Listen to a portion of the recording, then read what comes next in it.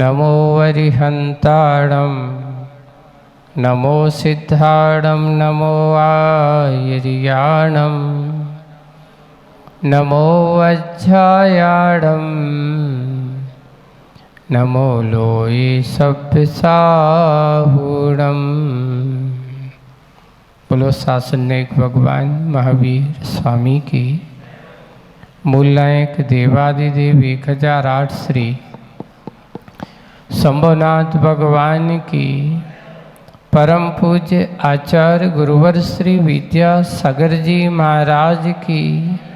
आचार्य श्री समय सागर जी महाराज की। अहिंसा परमो धर्म की।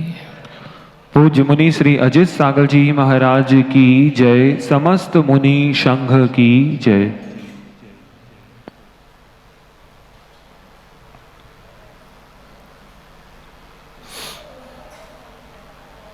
पांच इंद्रियों के विषय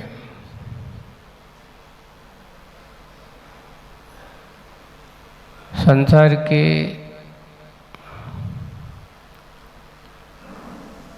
हर पहलू में आप लोगों को देखने को मिल जाएंगे। कहीं ना कहीं आपको उन पंचेंद्रियों के विषय के साधन उपलब्ध हो जाएंगे।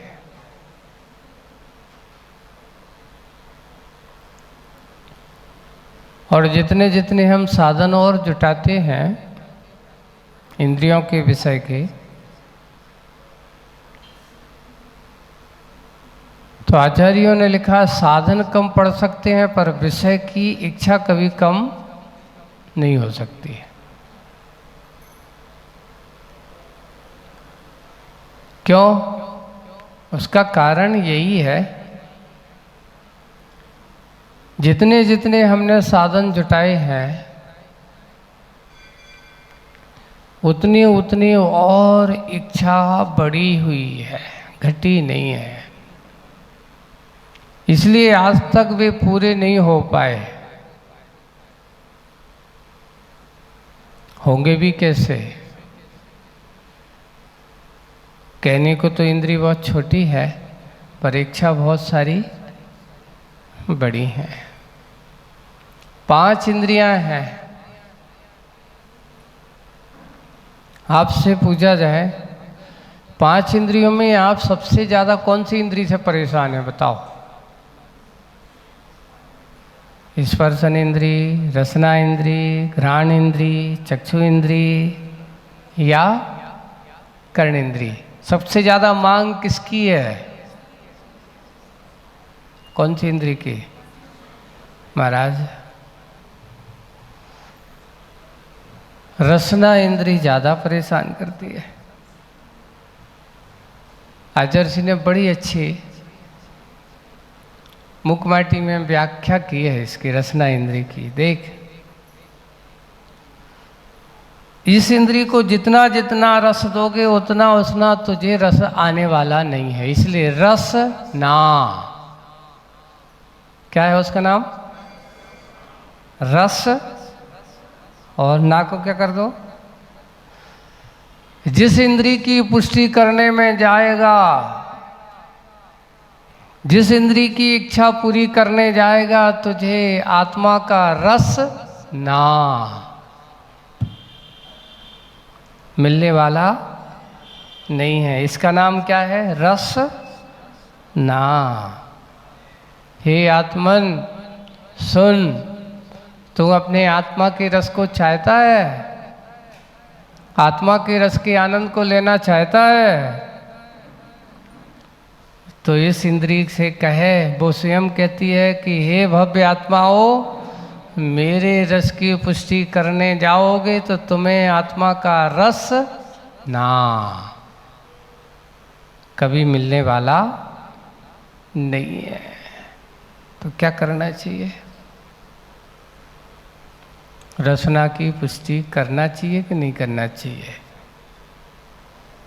तो महाराज अगर हम खाएंगे पिएंगे नहीं है तो चलेंगे कैसे? खाने पीने की किस लिए मना किया कि नहीं खाना चाहिए? अब ये बताओ,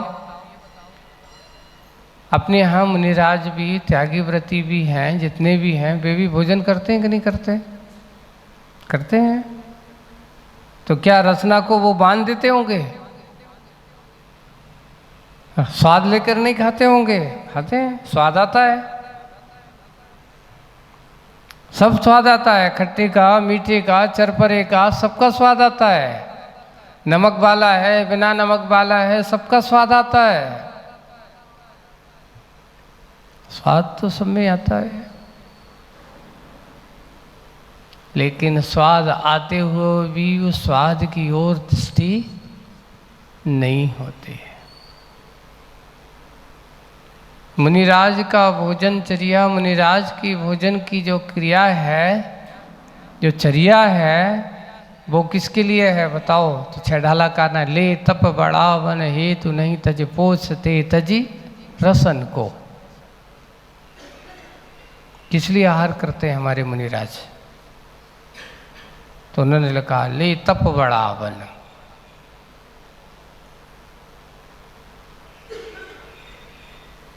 तप की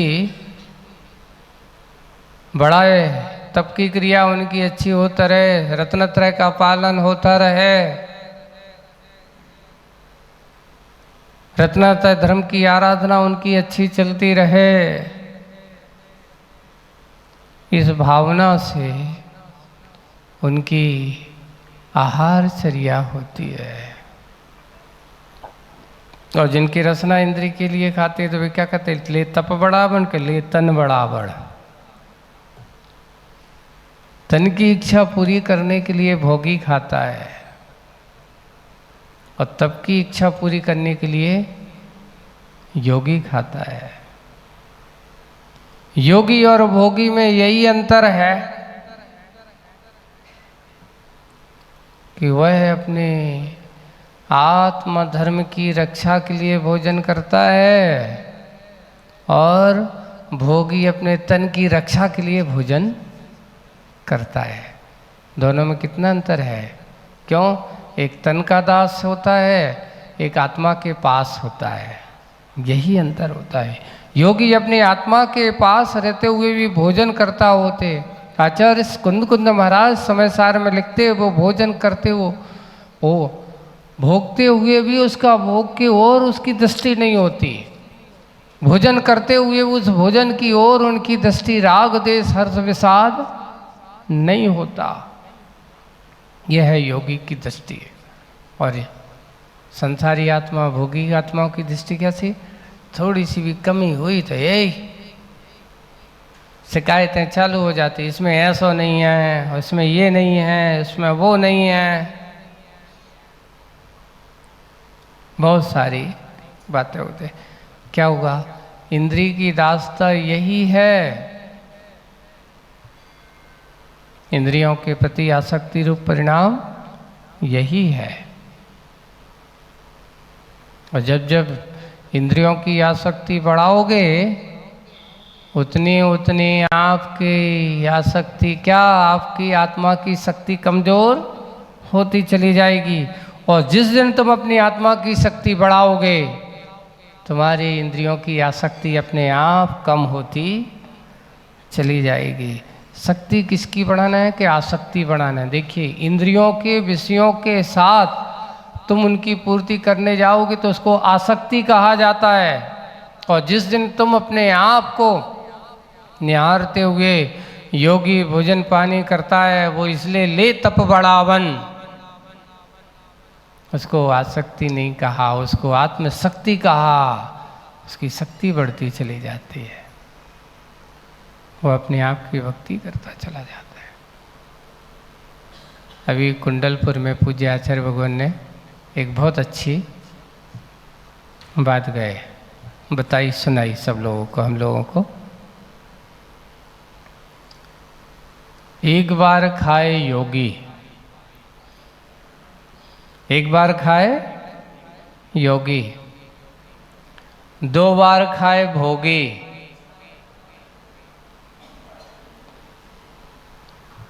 और जो बार बार खाए सो वो है रोगी। कौन है? रोगी।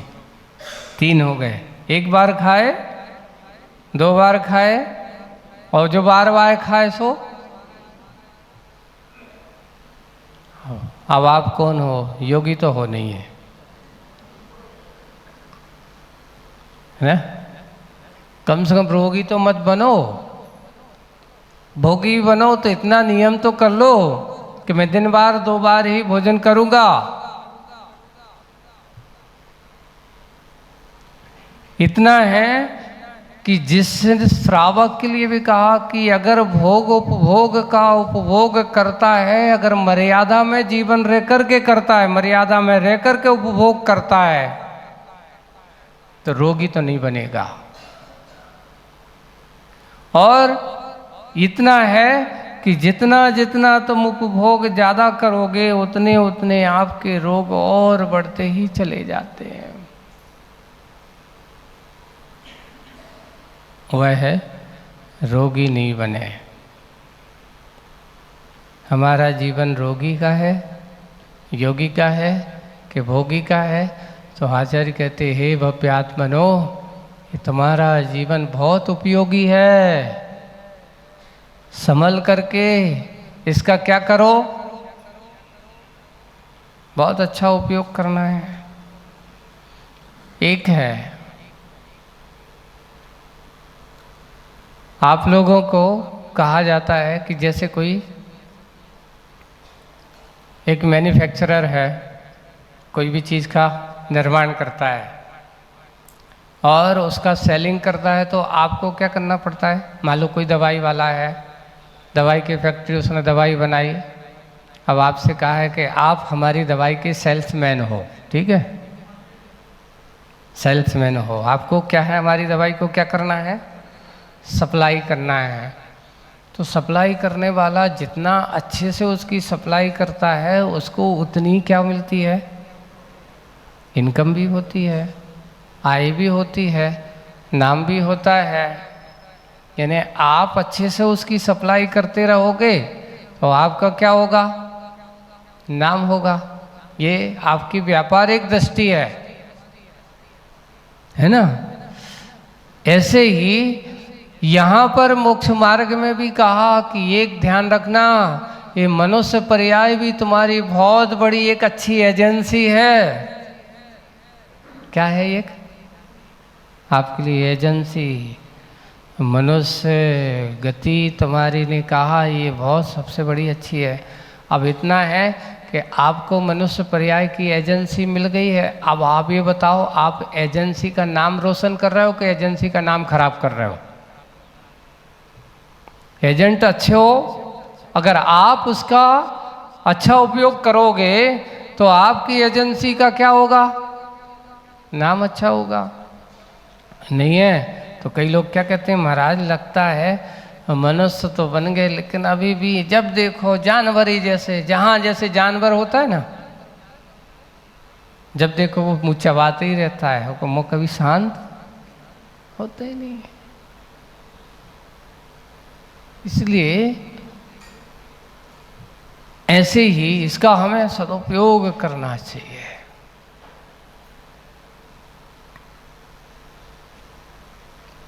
है ना? देखो, और दूसरा एक और है कि अनुशासनहीनता होती है तो फट से क्या होता है, वहाँ से खबर आ जाए आपकी एजेंसी छीन ली जाएगी, आपके यहाँ से आप माल भेजना। क्यों? क्योंकि आपके यहाँ की रिपोर्टिंग अच्छी नहीं है। इसलिए एजेंसी अच्छी हमारी चलना चाहिए, कोई गड़बड़ी नहीं होना चाहिए। एक बहुत अच्छा संस्मरण याद आ गया, सुनाते हैं।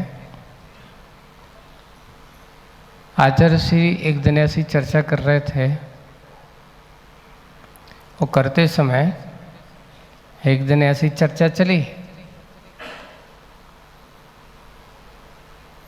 और चर्चा चलते हुए एजेंसी के बारे में कि अच्छी अच्छी सप्लाई करते हैं तो उनको अच्छा है, होना चाहिए। तो आचार्य जी कहते देखो, हमारे इस एजेंसी का नाम आचार्य ज्ञान सागर जी महाराज है ना, और मैं उसका प्रमुख एजेंट हूँ। क्या हूँ मैं? इसका प्रमुख एजेंट हूँ। और आप हमारे उस एजेंट एजेंसी के आप सब लोग क्या हो मुनि महाराज? सब एजेंसी के एजेंट हो ना। सेल्समैन हम मुख्य सेल्समैन हैं, यहाँ से हम हैं, लेकिन बाकी सारे के सारे सब क्या हो? अब आप लोगों को हमारी एजेंसी को जितना जितना अच्छे से सप्लाई कर सकते हो, जितने अच्छा नाम कर सकते हो, कैसे होगा? ये हमारी एजेंसी हमने आपको दी है, इसलिए आप यदवा तदवा नहीं भागना। हमारी एजेंसी का नाम बदनाम नहीं करना। हमारे भगवान महावीर स्वामी से ये श्रवण परंपरा की एजेंसी चली आ रही है, और आते आते ऐसे अनेक आचार्यों ने इस एजेंसियों को चलाते हुए धारा प्रवाह आ रही है, और उसमें शांति सागर, वीर सागर, शिव सागर, और फिर बाद में ज्ञान सागर जी महाराज भी इस एजेंसी के प्रमुख क्या रहे हैं, कर्णधार रहे हैं। उसके बाद अब आया है हमारे पास, अब आप लोगों को दायित्व है, आप लोगों का कर्तव्य है कि हमारी एजेंसी के एजेंट बने हो। प्रत्येक श्रवण का काम है कि अब जाकर के लोगों को उस भगवान महावीर स्वामी के संदेश को जन जन तक कैसे बताना है, मात्र बोल के नहीं बताना। देखिए, बोल करके बताना और करके दिखाना। आचार्य जी ने क्या किया बताओ? बोला कम किया जाता है। कुछ चीज़ें ऐसी होती हैं बोली नहीं जाती, चर्या के माध्यम से ऐसी विसंगति, इस प्रकार विपरीत परिस्थिति में जहाँ लोग धर्म से भागा करते हैं, धर्म से लोग डरा करते थे, ऐसे समय में उस चर्या को अपना करके, ऐसे समय में उस चारित्र की उस कसौटी पे अपने आप को कस करके उस धर्म की बात को आचार्य ज्ञान सागर जी महाराज की उस गुरुकुल परंपरा को उन्होंने जन जन तक पहुंचा दिया। और हम सब लोगों से कहते हैं आप सब हमारे कौन हो? एजेंट हो। इसलिए आप सबका दायित्व तो क्या है? अपनी एजेंसी को अच्छे से चलाना। अब वैसे ही हम सब लोग आते हैं, डीलर होते हैं, सब डीलर होते हैं, है ना। वैसे ही फिर बाद में आचार्य से कहा, आचार्य हम लोग, आपने हमें लोगों को डीलर बना दिया है, अब हम लोग समाज के बीच में जाते हैं, लोगों को बताते हैं। बहुत सारे छोटी मोटी, जैसे दुकानदार एक दिल्ली में एक होता है, तो दुकानदार अलग अलग दुकानें होती ना, माल सप्लाई करने वाला।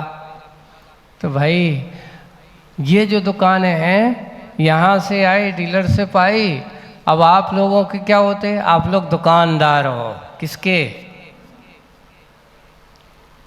उस किसके? एजेंसी के सप्लाई मैन हो। अब आप लोगों को करना क्या होता है? देखो, गुरु जी का एक ऐसा उपदेश है, अपन को ऐसा नहीं करना चाहिए।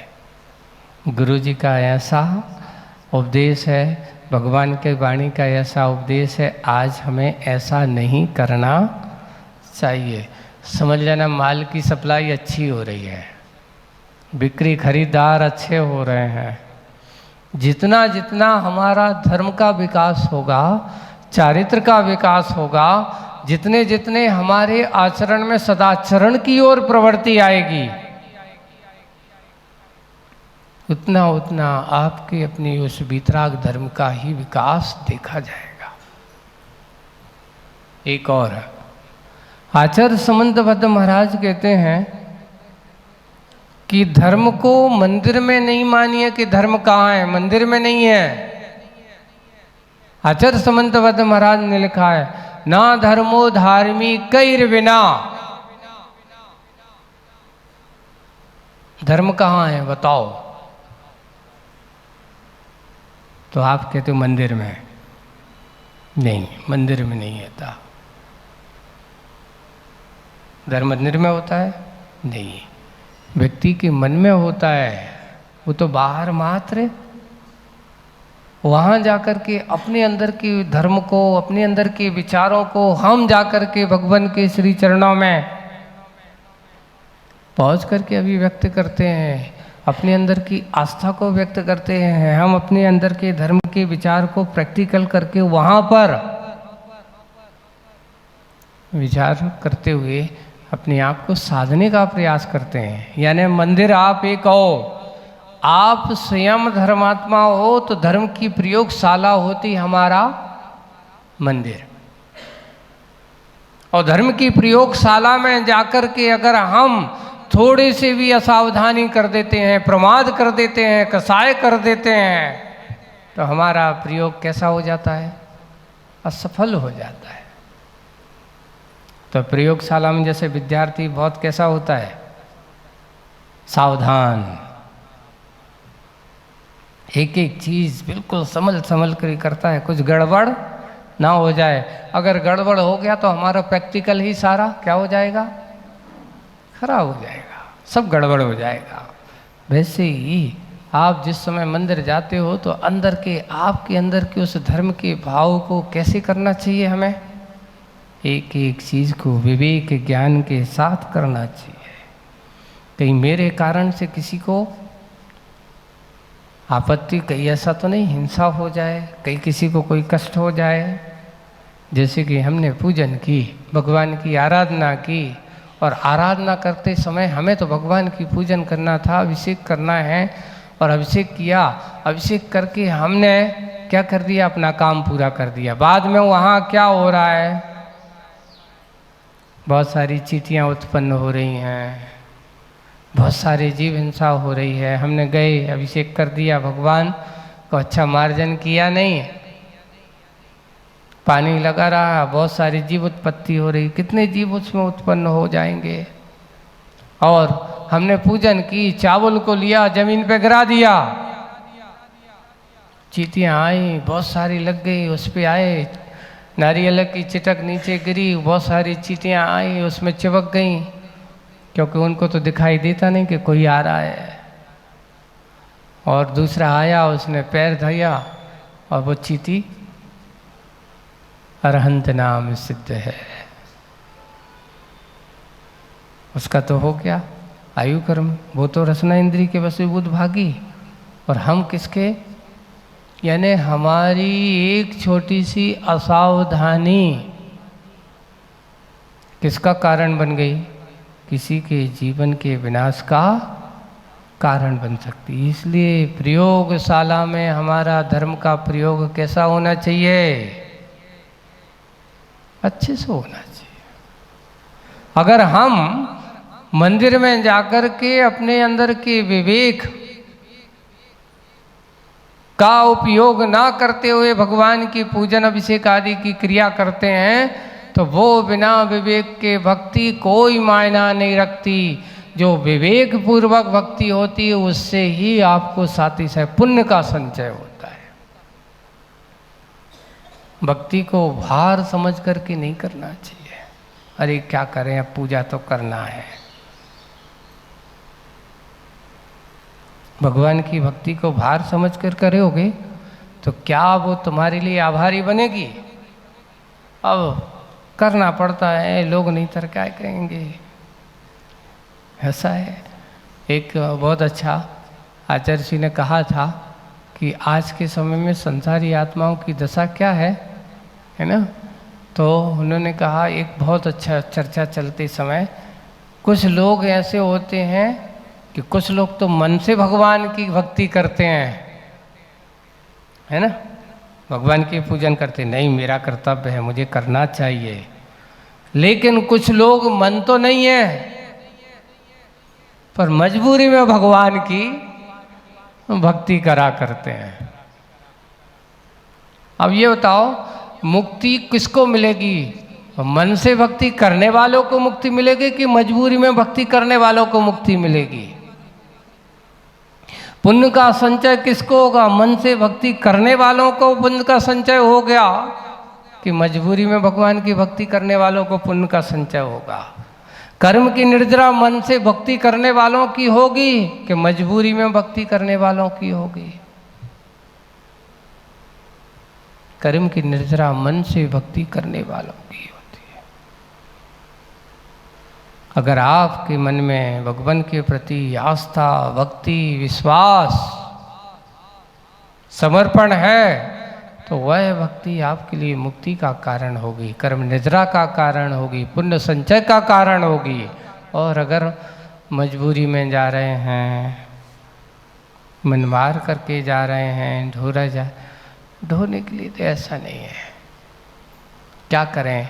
तो आज को जो बता रहा था ना कि कुछ लोग ऐसे होते, कसाई कितनी होती तो उन्होंने कहा 4, क्रोध, मान, माया, लोभ, है ना। ये तो 4 कसाय हैं, लेकिन एक कसाय और थोड़ी सी लोक व्यवहार में देखी जा रही है। क्या? इसलिए जाना पड़ता है, मन तो नहीं है, लेकिन कऊ का कहेगा कि ये मंदिर नहीं जाता। एक 5वीं कसाय कौन सी? कऊ का कह है।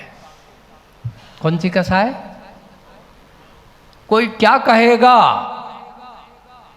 कि जैन होकर के भगवान की पूजन नहीं करता, भगवान के मंदिर के बाजू में रह कर के भगवान की आराधना नहीं करता, सोता रहता है।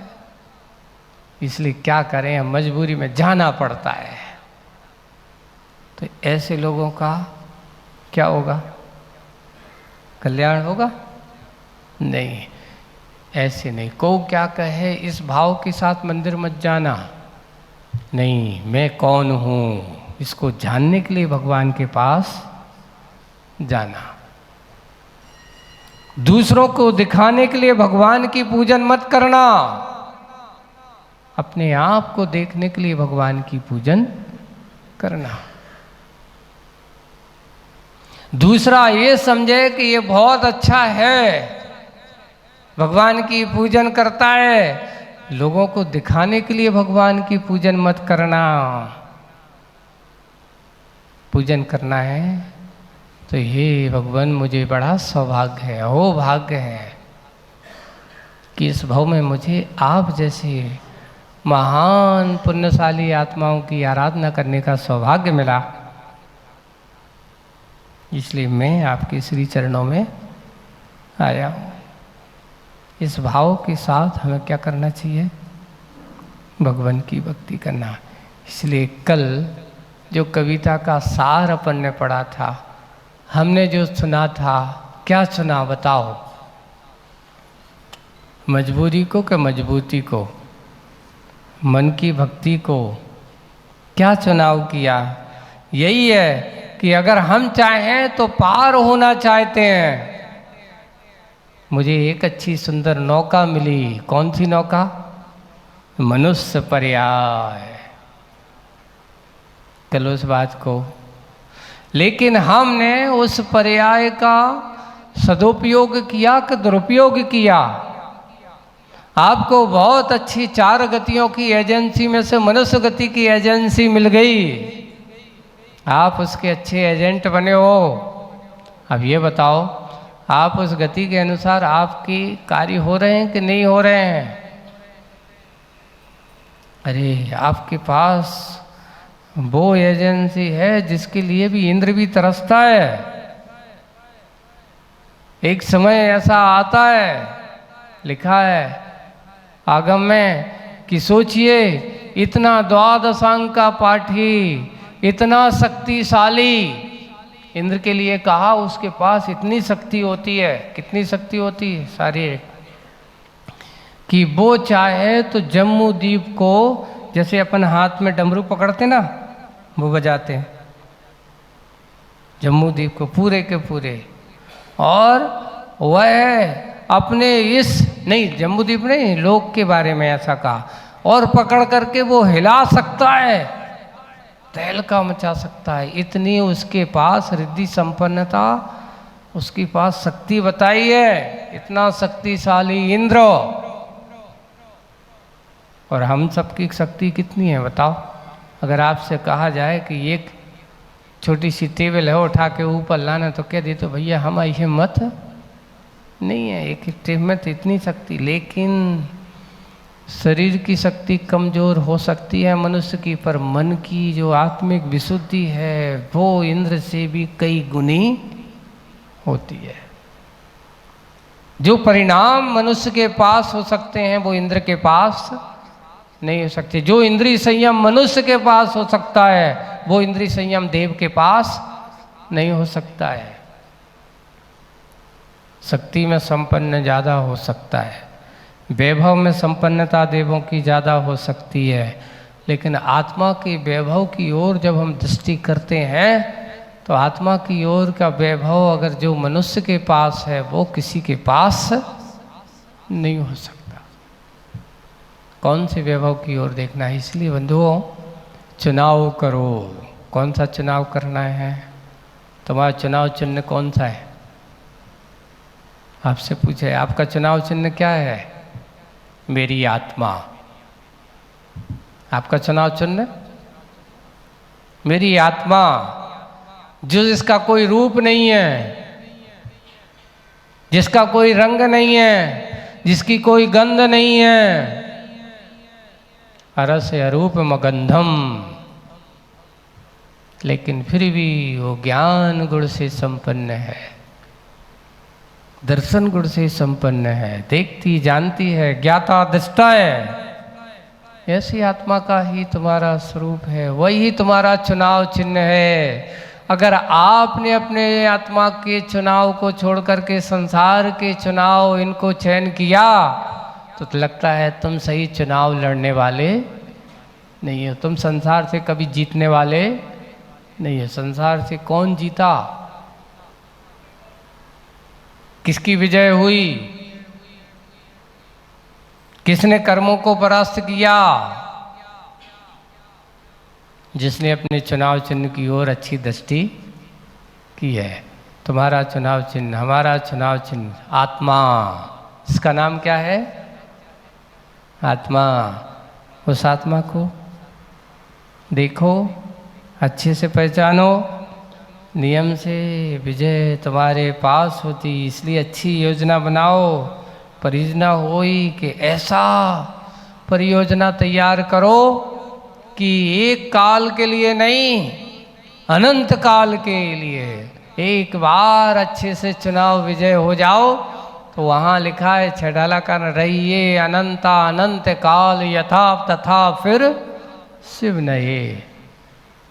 फिर से लौट के नहीं आना।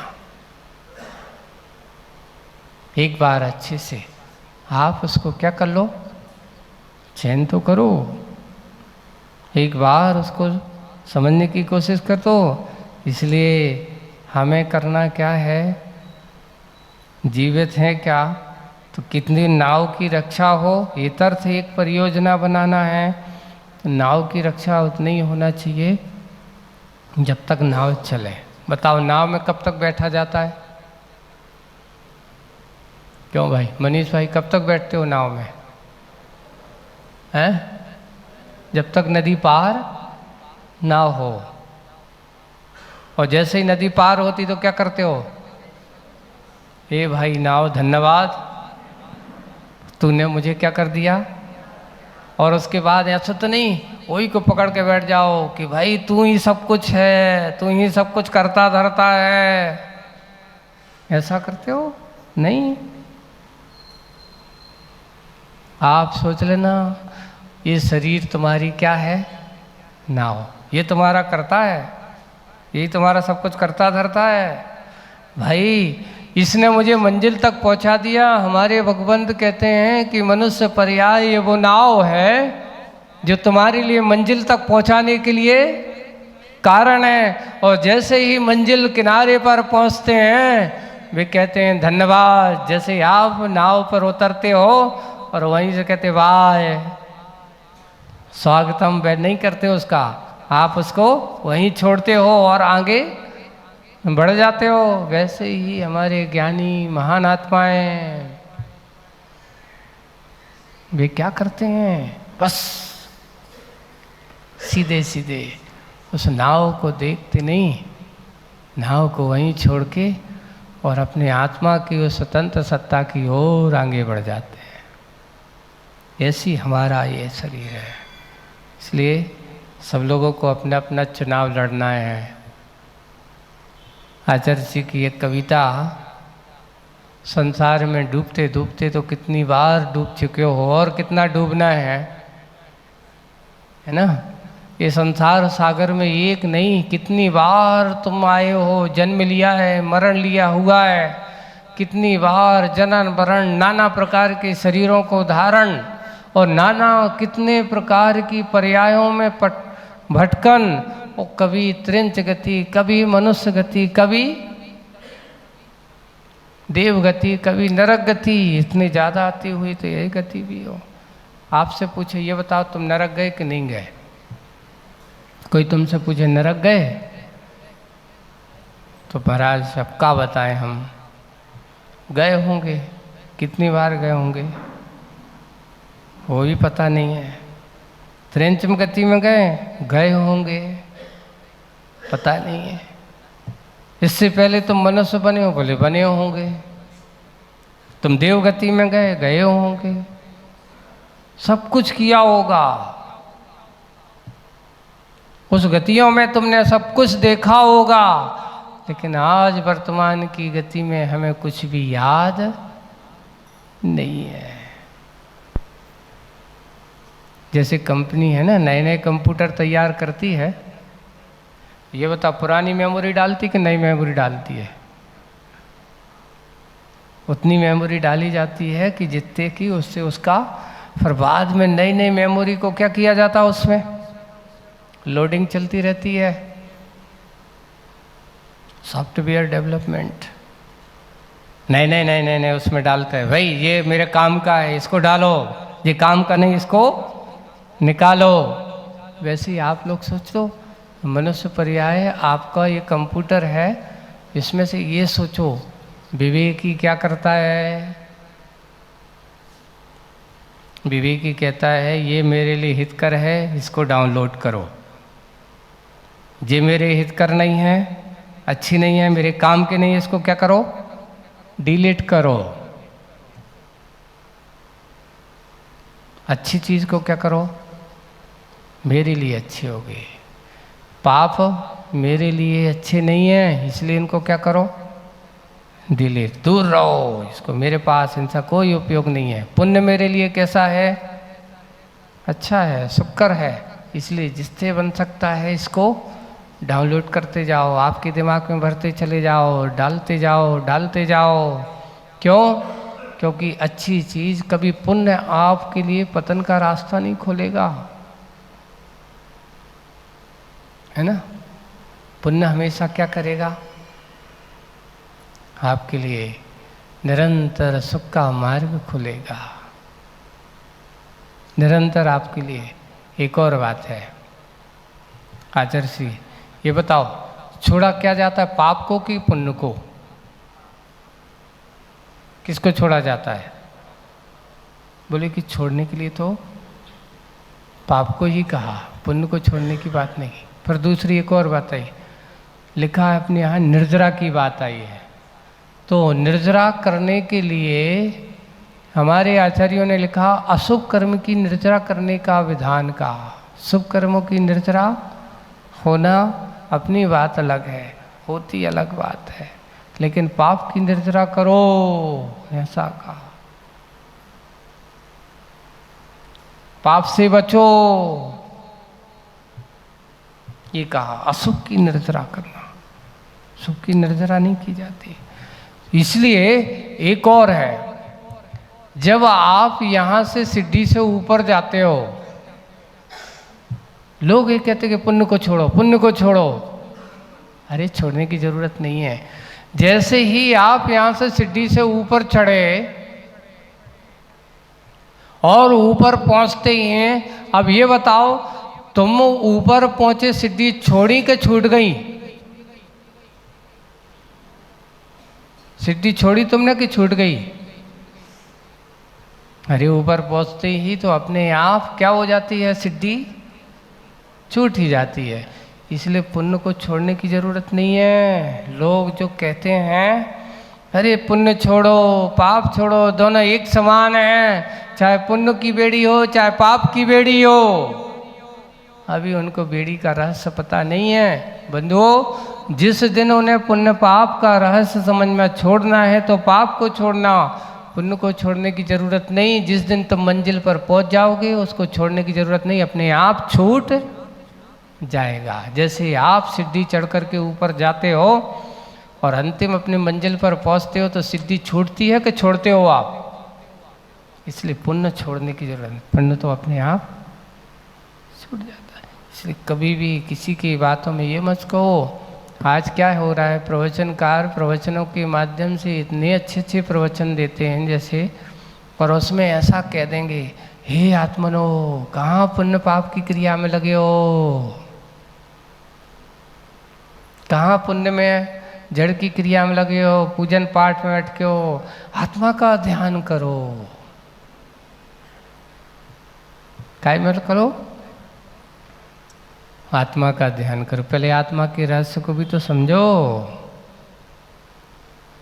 आत्मा के रहस्य को ना समझ करके कभी कभार क्या होता है कि ऐसी अनात्मा का उपदेश इस प्रकार का, बिना पात्र को अगर इस प्रकार का उपदेश दे दिया जाए तो उसका असर क्या होता है। एक कथा सुनाते हैं आपको। एक बड़े अध्यात्म प्रेमी, है नहीं, हर जगह अध्यात्म, निश्चय की बात। एक दिन क्या हुआ, उनका बेटा था, है ना, अब बेटा था तो खेलते खेलते गिर गया और उसको पैर में बहुत चोट लग गई, छिल गया। अब छिल जाने के कारण से उसको कष्ट हो रहा है, वो रो रहा है। पिताजी उससे कहा, अरे बेटा रोता क्यों है, ये जड़ की क्रिया है, टूटना फूटना लगा रहता है, रोते नहीं है। उसको ऐसा समझा रहे हैं जिन्हें कि उसको पुचकारो, बेटा सहलाओ, है पुद्गल है, इसको लगा है, आत्मा को थोड़ी लगता है। अच्छी बात तो सही कह रहे हैं, गलत नहीं कह रहे हैं, लेकिन किस समय क्या कहना चाहिए। तो बेटा को गुस्सा, को दर्द हो रहा है, बेटा भी पीड़ा में था। यहाँ पिताजी उसको बार बार है, पुद्गल है, टूटना फूटना इसका स्वभाव है ना, ऐसा उसने कहा। इस प्रकार की उन्होंने कहा, रोना धोना नहीं। अब बस संयोग आज पिताजी का, वो के बेटे का समय था, वो आज किसी कारण से गिर गया। अब कुछ समय बाद ये हुआ कि स्वयं अपने ही घर के बाथरूम में फिसल गए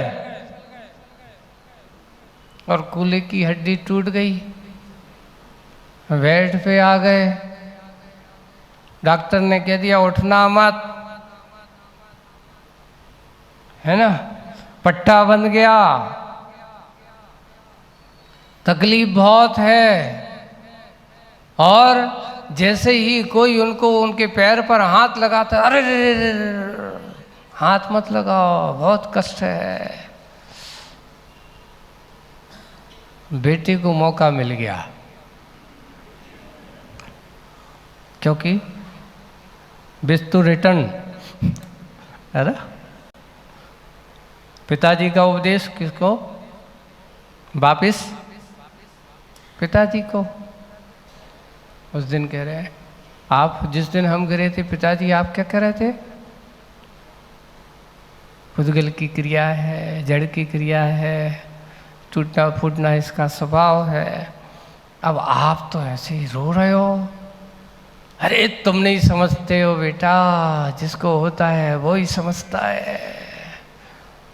आज तो आप ऐसे कह रहे हो, जड़ की क्रिया है, पुद्गल की क्रिया है, टूटना फूटना स्वभाव है। आप तो चिंतन करो, ऐसा सोचो। अरे वो सोचता हूँ, लेकिन जिस समय पीड़ा होती तो सब कुछ भूल जाता हूँ। इसलिए किसी की पीड़ा के समय, उस समय आप ज़्यादा ऐसा समझाओगे, अरे ऐसा अर्थ ध्यान मत करो, रौद्र ध्यान मत करो, बात सही है, नहीं करना चाहिए, लेकिन फिर भी किसी की पीड़ा को हासी मत बनाओ। किसी की पीड़ा को बन सके तो उसको अच्छे से सहलाओ, उसके दुख को दूर करने की बातों को कहो। इसलिए आज का समय यही है कि ज़्यादा अध्यात्म हर जगह, व्यवहार की क्रिया में अध्यात्म को अध्यात्म की जगह पर होना चाहिए। अब तुम कहो कि जहाँ पुण्य पाप राग द्वेष की कथाएं चल रही हो, अभी राग द्वेष की कथा से ऊपर उठा नहीं है, पाप की क्रिया में संलग्न है, और ऐसे आदमी से कह दो कि तुम सब कुछ ये सब बेकार है, अभी पहले उसको निकालो। हमारे आचार्य कहते पहले उसको धीरे धीरे श्रावक बनाओ। एक साथ सीधे मुनि बनने की तुम सीधा उपदेश मत दो। उनके लिए सबसे पहले प्रथमान योग की कथाओं से क्या करो, सबसे पहले स्वाध्याय जिस व्यक्ति करते हैं, आप लोगों को भी कहना चाह रहा हूँ, हम स्वाध्याय करते हैं तो स्वाध्याय में पूज्य आचार्य भगवान कहते हैं जिसने अपने आप को प्रथमान योग में अच्छे से प्रवेश करा के रखा है, पहले बेसिक है हमारा। अपने बच्चों को पहले जो हमारी कथाएं हैं, प्रथमान योग की कथाएं हैं, 24 तीर्थंकरों की कथाएं हैं और ऐसे महापुरुषों की कथाएं हैं, उन कथाओं से उस बच्चे के अंदर संस्कार बनते हैं। जब भी कोई कष्ट में होता है तो वो सोचता है कि ओहो मेरे लिए तो कोई कष्ट नहीं। पार्श्वनाथ भगवान के पाँव पर तो इतने ओले सोले पत्थर पानी बरसाया गया, फिर भी वो डिगे नहीं। मेरे पास तो कोई इतना उपसर्ग नहीं है, इतना बड़ा आदिनाथ भगवान के ऊपर कम से कम कितने तीव्र अंतराय कर्म का इतने समय तक भोजन नहीं मिला, आरचर्या नहीं हुई, 6 माह तक अंतराय कर्म का उदय चला, फिर भी वे मार्ग से च्युत नहीं हुए। ये कहलाता है प्रथमान योग। ऐसा सोचते हैं, चिंतन करते हैं। इसलिए लिखा है प्रथमान योग मर्था ज्ञानम चरितम पुराणम अपि पुण्यम बोधि समाधि निधानम। प्रथमान योग को कम मत समझ लेना। प्रथमान योग के लिए आचार्य समंत भद्र महाराज लिखते हैं कि जिसने अच्छे से प्रथमान योग का अध्ययन किया हो, अपने बच्चों को अपने महापुरुषों की कथाएं सुनाना चाहिए, इधर उधर की कथाएं नहीं सुनो। पहले हमारी दादियों को काम होता कि अच्छे अच्छे सती अंजना की कथा सुनाते थे और ऐसे महापुरुषों की कथा सुनाती थी, सीता की कथा सुनाती थी, राम की कथा सुनाती थी। पर आजकल कथाएं सुनावे वाली ना दादी बची हैं न पढ़ने वाले बच्चे हैं। क्यों? अब तो कथा आज के दादा दादी कौन होगा?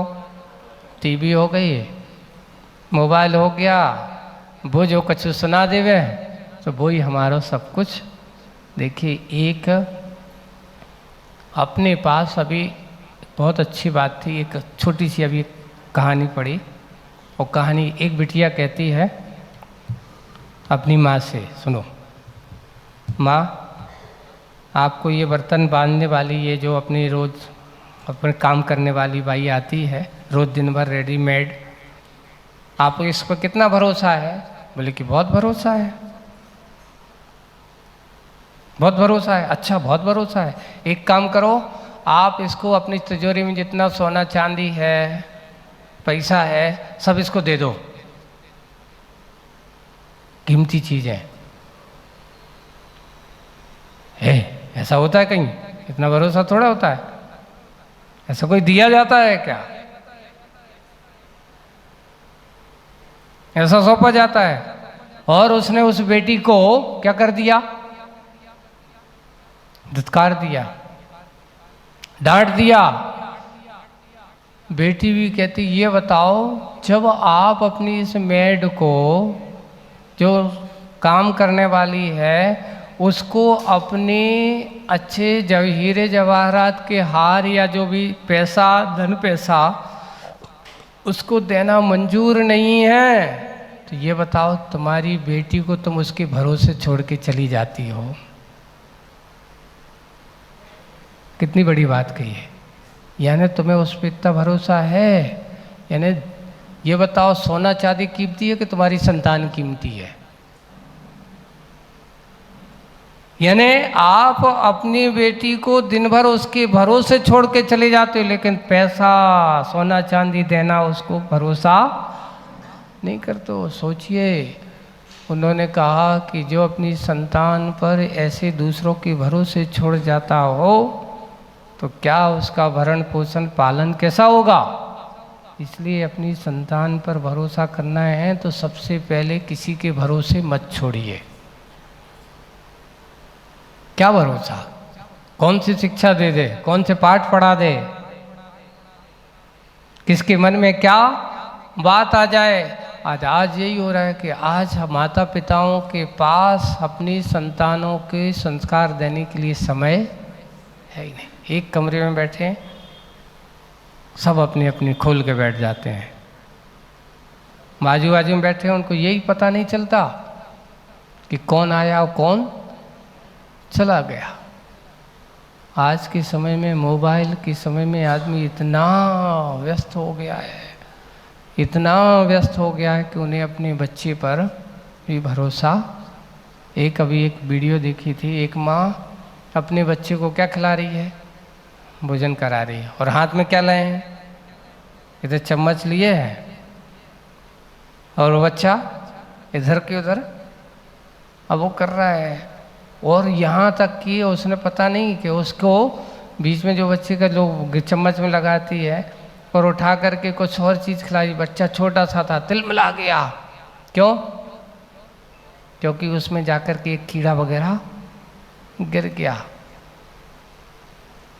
कुछ चीज जा सकर गिर गई। यानी आज आप लोगों को यही कहना चाहे तो कि आप लोग सबसे पहले इन चीज़ों के समय, कभी भोजन के समय, अपने बच्चों के भोजन कराते समय, अपने परिवार के भोजन कराते समय अगर इस प्रकार की लापरवाही करते हो तो समझ लेना उस परिवार का कभी स्वास्थ्य ठीक हो ही नहीं सकता। इसलिए सबसे पहले क्या होना चाहिए, जिस समय भोजनशाला में अगर तुम्हारे मोबाइल टीवी हैं, उस भोजनशाला में कभी शुद्धि हो ही नहीं सकती। आप पहले लोगों हमारे जो होते थे उस समय बिल्कुल शुद्धि में, मन से भी, वचन से भी, काय से अच्छे जा कर के करते थे। पहले हमारे बड़े बुजुर्गों को होता है, भोजन भी करते जाती थी, बनाते जाती थी, और वहीं पे भगवान के अहो जगत गुरुदेव सुनियो अरज हमारी, ये गीत मन में चलते, राग देश जने राग देश कामाद के, ये चलता रहता था। आज क्या चलता है? आजकल कहीं ये सॉन्ग चल रहा है, कहीं वो सॉन्ग चल रहा है। तो आप क्या करोगे? संस्कार है। इसलिए हम संसारी उत्ते ना बने, संभालें संतानों को। जैसे आप अपनी बेशकीमती चीज़ें किसी नौकर को दे करके भरोसा नहीं होता, फिर से संतान को क्यों उनके भरोसे छोड़ देते हो? ये हमारी सबसे बड़ी सेफ्टी है, ये हमारे सबसे बड़ी खजाना है। सोने चांदी से कीमती होती है आपकी संतान। अगर आप उस पर संस्कार नहीं देते और संस्कारित नहीं करते, उनको सही मार्ग नहीं देते, तो आप माता पिता नहीं हो। आप माता पिता का सही दायित्व नहीं निभा रहे हो। आप अपने माता पिता का सही दायित्व निभाना चाहते हो तो सबसे पहले अपने संतान के प्रति सावधान रहो, तो आपका और उस संतान का, समाज का, परिवार का हित होगा।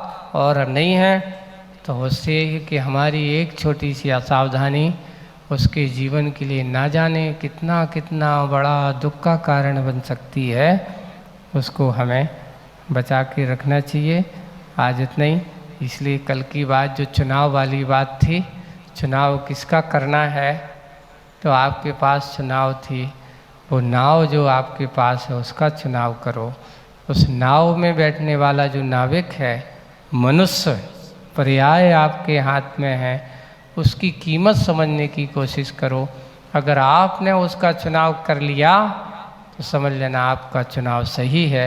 आपका चुनाव चिन्ह आपकी अपनी आत्मा है, उस आत्मा को चयन करने की कोशिश करें। बस इतना ही। बोलिए परम पूज्य आचार्य गुरुवर श्री विद्यासागर जी।